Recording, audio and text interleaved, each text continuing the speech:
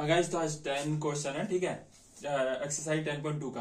Prove the angle between the two tangent from external point, यानी दो external point पे tangent है। Tangent है, समझ में आ गया।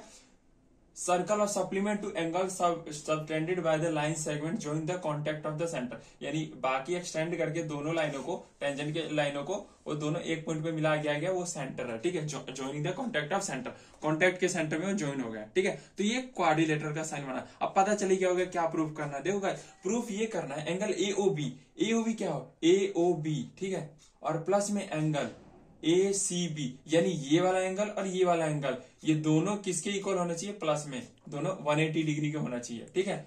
और याद रखना एंगल किसके बारे में, जैसे O है तो O एंगल के बारे में पूछता है, C है तो ये C एंगल के बारे में पूछता है। कोई दिक्कत, ये पूरा हम लिखते हैं, लेकिन जो बीच में होता है वो एंगल कहलाता है, ठीक है। तो सबसे पहले क्या ये प्रूव करना है, सम ऑफ क्वाड्रिलेटरल, क्वाड्रिलेटरल का ये साइन होता है, ट्रायंगल का होता है ट्रायंगल ये होगा, एंगल का होगा तो ये होता है, कोई दिक्कत नहीं, ठीक है।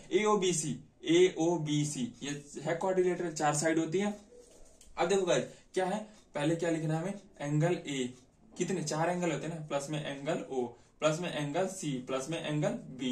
हम जानते हैं, हम लिख सकते हैं, वी नो दैट, हम जानते हैं क्वाड्रिलेटरल में चार साइडें होती है, AO, ये चारों साइड लिख दी, इसका सम कितना होता है 360, ओके। दूसरी बात, कभी भी पता है टेंजेंट पे जो एंगल बनता है वो 90 डिग्री का बनता है, तो ठीक है। तो एंगल A और B, एंगल A ये कितना हो गया 90, बाकी एंगल को वैसे ही लिखना, एज इट इज लिख देना, बाकी जहां B और C है वो 90। और रीजन क्या देना है कि ये टेंजेंट है, टेंजेंट पे 90 डिग्री शो करता है, ठीक है, और बाकी में 360। अब ये कितना होगा, एंगल O प्लस में एंगल C इक्वल टू में ये कितना हो गया 360 में से 90 कितना हो गया 180, इधर जाके माइनस में होंगे 180, एंगल O प्लस एंगल में C कितना हो गया 180। और याद रखो क्या बोला था बीच में क्या होता है O, तो angle O is equal to में प्लस में एंगल C, ठीक है। इसको हम ये लिख सकते हैं एंगल O को, है ना, एंगल AOB प्लस में, और एंगल C को ये लिख सकते हैं जो बीच में है, एंगल ACB। हर जगह यही होता है गाइस, यही होता है, इज इक्वल टू में इसके सामने लिख देना 180 डिग्री, ठीक है।